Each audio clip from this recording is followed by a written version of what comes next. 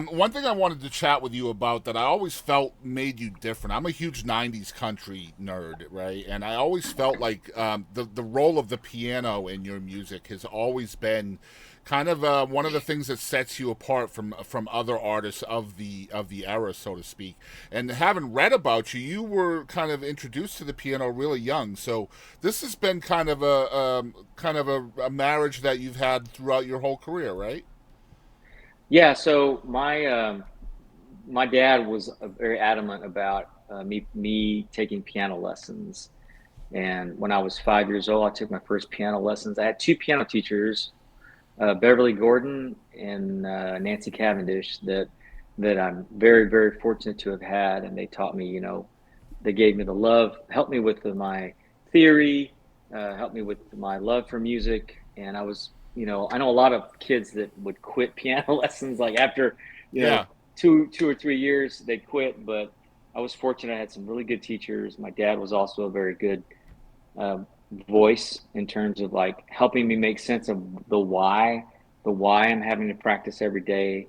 You know, that was that always made sense. And I think that's where a lot of parents run into trouble when they're enrolling their kids Yeah. into music lessons especially if it's a kid that's 5 years old, 4, 5, 6 years old, getting in violin lessons or piano lessons or whatever.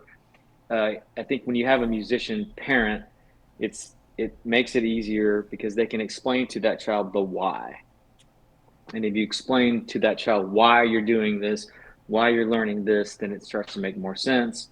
But yeah, I play a lot of piano in my live shows. The the piano recordings in the '90s and also in the 2000s.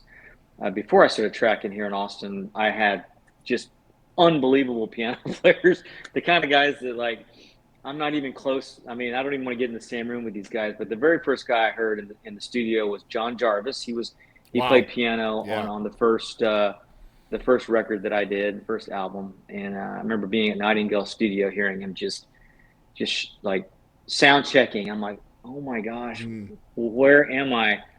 And then, of course, the next records would be John Hobbs. John Hobbs is another freak of nature piano player that played on all those records. And then Pig Robbins played on, Wow. he's passed away. Pig Robbins played on "She Can't Say I Didn't Cry." Also played on that first group of songs. And I remember too when Pig was in there, uh, the producer played the demo, and Pig Robbins is blind. And I remember, everybody had a chart, and I remember Steve Gibson and Eddie Bears and Marquez Stevens and Paul Franklin. We're all sitting in there with Pig Robbins, and Steve is like he's just verbally telling Pig what the chords are: six minor, 1, 4, six minor, three minor. And then Pig's just sitting there like, okay, I got it. And I'm like, in my mind, I'm going, really? Like, you're just gonna go cut the song now? And sure enough, he goes in, cuts it That's the first track, perfect. I mean, wow. that's the track we used for the record, and it ends up going to be the number. It was a number one song in my first number one record. And then yeah, just being around these guys, Gordon Mote, who played on my two records, and is just another blind piano player that's just unbelievable. And so yeah, very fortunate. Um, I would have conversation. I remember having a conversation with John Hobbs. And he goes, "Hey, before we track some of these songs, he goes, hey, are you playing piano on any of these?" "Well, I'm not playing on this one, John. Which songs would you play live?" And I would say, "Well, I'm gonna play this one live and this one." He goes, "Okay." So basically, what he's saying is he's gonna make it Yeah.